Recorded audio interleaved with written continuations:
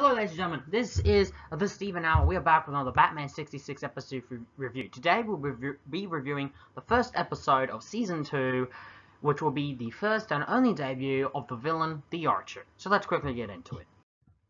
We begin our episode with, well, the Archer riding with his merry men around the grounds of Stately Wayne Manor. But while this is happening, Bruce Wayne, along with a financial advisor, are discussing about donating a huge sum of money to the poor people of Gotham City. The financial advisor is not very comfortable with the idea, thinking that they should be against it because of the Archer being on the loose. Bruce Wayne declares that Gotham City is safe and the money will not be in danger. But just as that's happening, arrows are shot with, well, knockout gas, essentially knocking out everyone in the room. Bruce Wayne, the financial advisor, Dick, and Aunt Harriet all end up getting knocked out unconscious. Eventually, the Archer comes in, along with his merry men, who have this recording device that has sort of like a clap track. Clearly, this guy has a bit of an ego. They then break into Wayne's safe, steal all the money, head to a place in Gotham City where all the poor people live, and disperse all the money. The cops try to apprehend the Archer, but he fires an arrow that causes them to sneeze. And I am not making this up. We get back to Wayne Manor, where the police are there, and Bruce is describing everything that has happened. Of course, realizing this, knowing that Batman would soon get called, he then goes up to his study, where the commissioner says that the Archer has struck again. So here we are clearly seeing a villain that has been established, and Batman has had an encounter with in the past. Just as this is happening, we do the usual slide down the bat poles, opening credits, Batmobile, head to police headquarters. Just as Batman gets there, the police, Gordon and Chief O'Hara say that all the money that was stolen has been returned, as once the poor people of Gotham found out that it was stolen, they returned every single penny.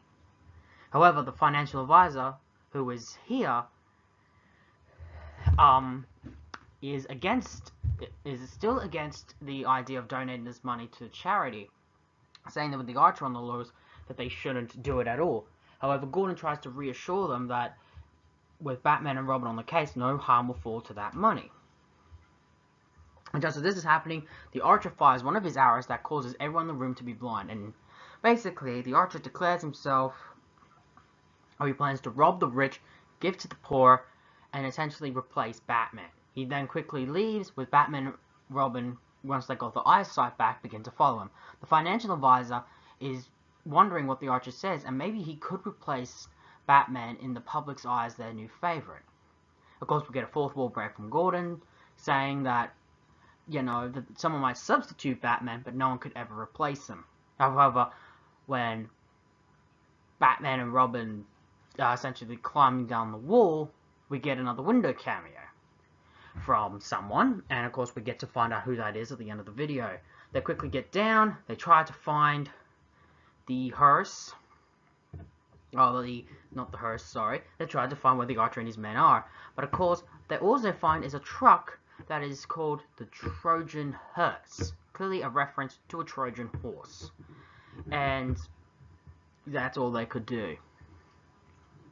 It is then revealed that this woman who was driving the truck is in league with the Archer, and that the Archer has been pulling off these capers, trying to get in good graces with the public, as he clearly has a big caper coming up. But what he wants to do first is get rid of Batman and Robin, and particularly the Batcomputer, as it has the ability to predict every criminal's next move, and he's smart enough to know that they must get rid of it or suffer the consequences. Of course, with that, they then, of course, try another robbery by, again, robbing from somewhere else and giving it to the poor, only to result in a bat fight with Batman and Robin. Something I really find interesting is, you know how in the previous episode, in those fight scenes, usually those words come up? Well, there they have an old English style, like Capalith, like with that old English slang, which reinforces the idea of the Archer being an old school, of that, old English countryside type thing. However, the Batman and Robin win the fight, and of course the Archer and his crew are apprehended. And during the fight, the people are booing Batman for winning. which I found to be rather strange. However, the Archer manages to post bail by tricking the poor people of Gotham City to pretty much raise up all the money that the poor people had to cause his bail. However, when he did release, he said he would no longer rob the rich. However, Batman noticed that he said that he would, but however, he didn't say that he would rob the poor to make himself rich. So now they're concerned. Here we also find out the financial advisor's real name, Alan A. Dale. They managed to, thanks to the Bat computer, find out where the Archer is, hiding out in essentially a archery lane. Of course, he is the Archer, and they have Alfred come in to do some distraction work. Essentially, to distract the Archer by doing some arrow shots while they search his hideout. However, it all goes awry when they get captured, and so does Alfred when the Archer realizes that he must be, distracting them. Just as this is happening, the Archer tries to torture and even do some underhanded tricks to find out where the Batcave is to destroy the Bat computer. However, Batman doesn't give up, so what the Archer decides to do is he decides to challenge Batman to a duel. However, it is clearly an unfair duel, as Batman and Robin are tied to a post, and the Archer and his men plan to gavel towards them, and that's where we end our cliffhanger. Everyone here pretty much returns from the movie. Batman and Robin are fun as always. Commissioner Gordon and Chief O'Hara are a bit of blumbering idiots, and I like how we get to see more of Alfred here getting more involved in the story. And Harriet, though has little screen time, is absolutely a joy to see. But of course, we need to talk about the villain. Now, the Archer, portrayed by Art Carney, who is an established TV actor, as far as I've been known, and the Archer is a mixed bag for a villain. You're either in the category where you love him, or you hate him, or you like me, and that's the third category where he's okay.